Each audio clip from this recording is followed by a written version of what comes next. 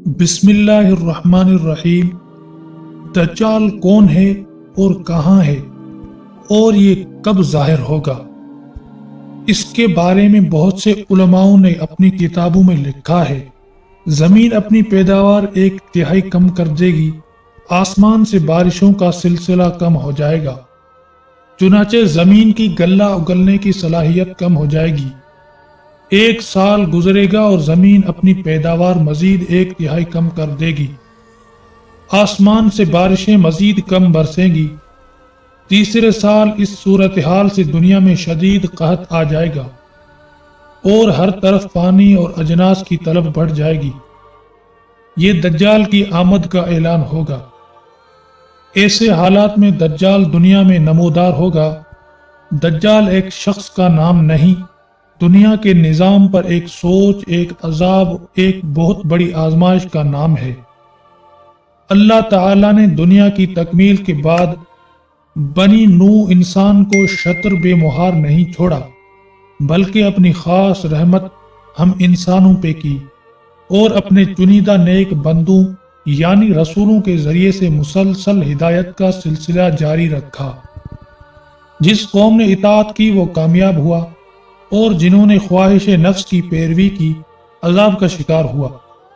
دجال کے خروج سے قبل اس کے لیے راہ ہموار کرنے کا سلسلہ یہود و نصارہ کی کوششوں سے جاری ہے۔ خفیہ اسرائیلی سازشیں تو عرصے سے جاری ہیں۔ اس کی ظاہری مثال یروشلم میں امریکی سفارت خانے کی قیام کے اعلان سے دیکھی جا سکتی ہے۔ دجال کو اللہ بہت زیادہ قوت عطا فرمائیں گے۔ یہ دنیا کے تمام وسائل پر اس وقت قابض ہوگا جب دنیا شدید قحط کی لپیٹ میں ہوگی اور یہ ساری دنیا کے ارد گرد اپنی جدید سواری میں چکر لگائے گا۔ دجال دنیا پر 40 دن قیام کرے گا۔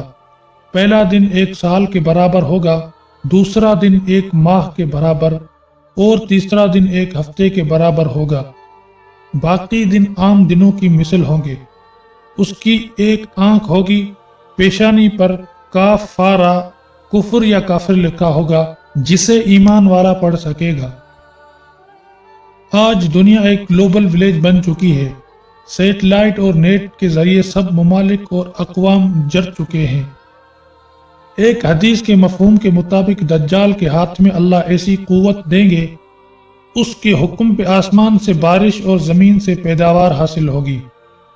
زمین اپنے خزانے اگلے گی، اس کے پیچھے خزانے اور لوگ ایسے چلیں گے جیسے شہد کی مکھیاں ملکہ مکھی کے پیچھے چلتی ہیں۔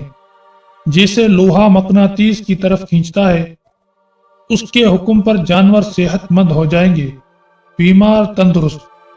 یہ کہے گا کہ مجھے رب مانو، پھر اپنے 2 کارندوں شیطانوں کو حکم دے گا کہ اس شخص جس سے یہ اس وقت ہم کلام ہوگا والدین کی شکل اختیار کرو۔ اب اس آدمی سے کہے گا مجھے رب مانو، میں تمہارے مردہ والدین کو زندہ کر سکتا ہوں، اور اپنے شیطانی شعبدے کے ذریعے نقلی والدین پیش کرے گا۔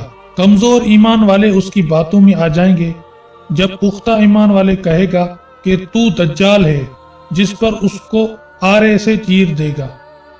یہ آدمی کو قتل کے بعد دوبارہ زندہ کر دے گا اور کہے گا کہو کہ میں تیرا رب ہوں۔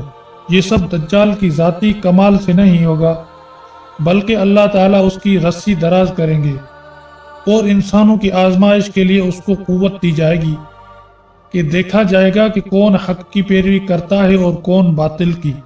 اس کے پاس بہت سے حربے ہوں گے، بہت شعبدے ہوں گے اور وسائل پر اس کا قبضہ ہوگا۔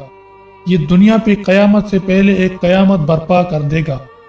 امام مہدی کا نزول ہوگا، وہ اپنے جانبازوں کو لے کر لڑنے کی تیاری کر رہے ہوں گے۔ حضرت عیسیٰ کا نزول ہوگا۔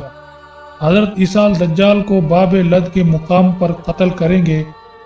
اس وقت دجال کے ساتھ 70,000 یہودیوں کی جماعت ہوگی۔